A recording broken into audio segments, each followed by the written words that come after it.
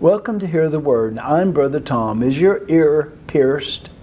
Back in the 80s, the rumor was a man with a pierced right ear was a homosexual, and a man with a pierced left ear was straight.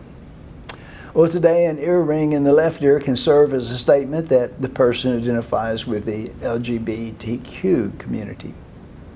I think it's best not to draw any conclusions about a person's sexual preference based on having an earring or not.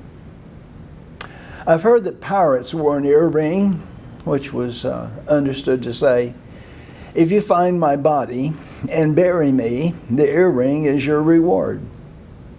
Many in today's society would take the earring and leave the body to rot. But what about piercings and the Christian? Leviticus 19:28, you shall not make any cuttings in your flesh for the dead, nor print any marks upon you. I am the Lord. Cutting, piercing, was believed to enhance the ability to communicate with the dead.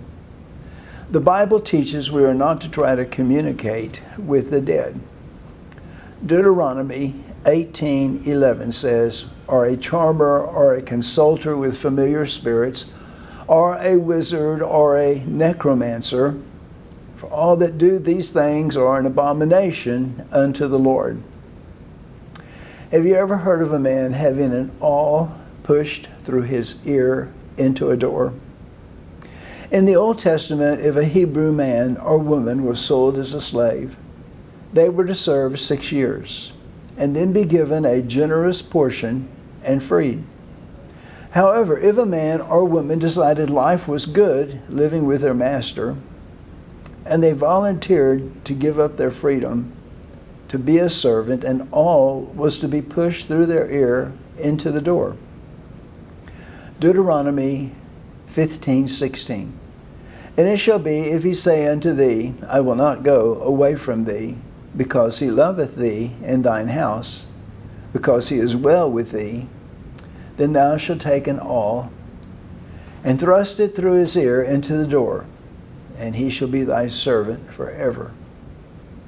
And also unto thy maidservant thou shalt do likewise.